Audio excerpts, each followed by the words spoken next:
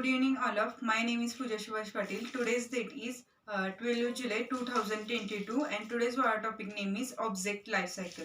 The object life cycle are three stages. First one is a born, then life, and then die, and then end. There are following steps are the life cycle of object. The first step is a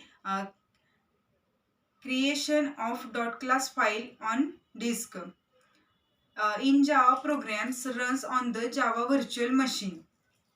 When we compile the Java class, it is transformed is platform and machine independent.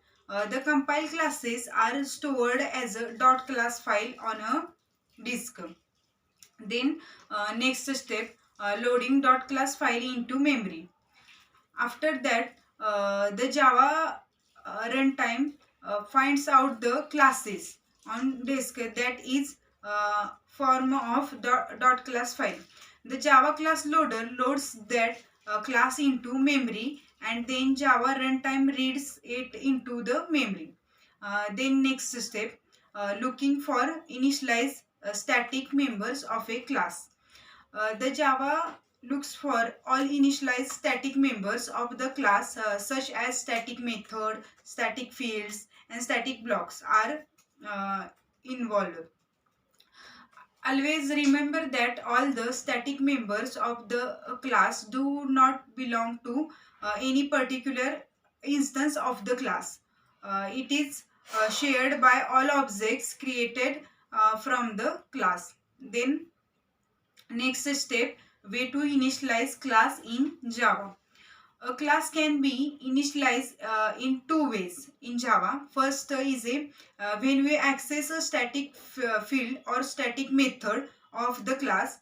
For example, when you run the main method in class, then main method is static, and the second way is when object or instance of the class is created using a new keyword.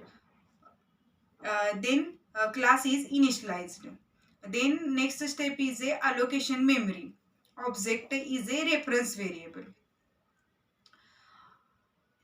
It allocates the memory of the heap for the object and memory on the static for object reference variable.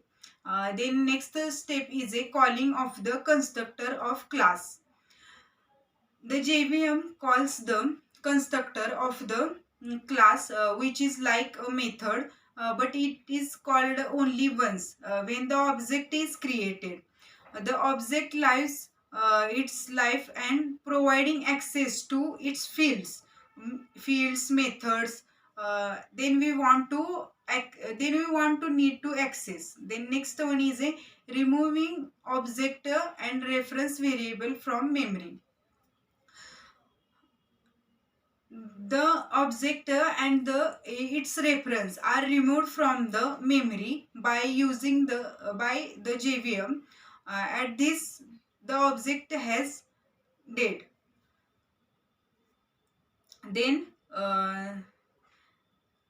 then the object life cycle stages. That's all about the today's topic. I hope we can understand. Thank you.